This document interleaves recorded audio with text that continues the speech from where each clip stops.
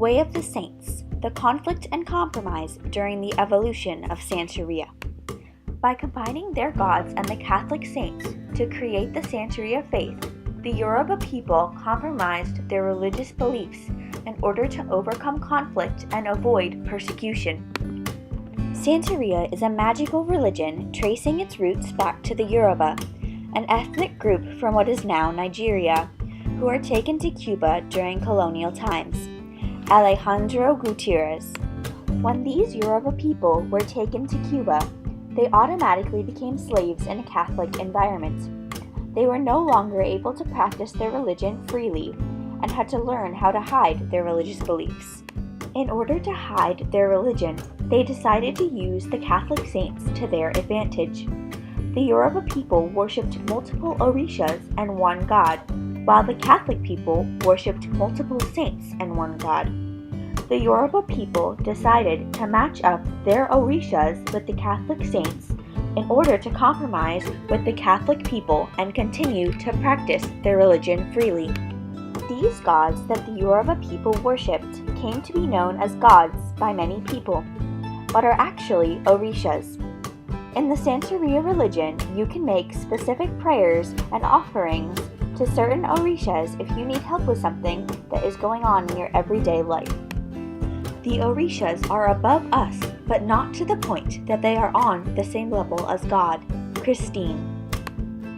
In the Catholic religion, people practice in a church, but in the Santeria religion, they do not. In the Santeria religion, the closest thing you will get to a church is their botanica shops. In a botanica shop, they will buy anything they need, such as plants, candles, bath soaps, protection oil, and much, much more to make an altar in their home. In colonial times, in order to hide their religious beliefs, they would match up their orishas with the Catholic saints. This led to religious syncretism. To a Catholic person, it may have looked like the Santeria people were worshipping Catholic saints, while they were actually worshipping their own Santeria orishas. Christine. The Yoruba people had no choice but to convert to Catholicism. If they did not convert, they would have been persecuted and most likely killed. Are Santeria and Voodoo the same thing? If so, how? I asked Christine in an interview. They are very different, she replied. Santeria is about believing in orishas and in God. Both orishas and God are above humans. Voodoo is about believing in spirits and using items such as voodoo dolls. Spirits are on the same level as humans. They are not above us. A spirit would be a person who passed away but came back to earth after death. Some people, like Christine, are born with the ability to see spirits as if they are normal, everyday people, and have no choice but to believe in voodoo. Other people do not have this ability and have to have faith that voodoo is real without actually seeing spirits in their everyday life. Spells and rituals are used in Santeria to help people with getting protection, luck, health, and anything else they need. Santeria people will go to a botanica shop with a list of spiritual items they need for their home.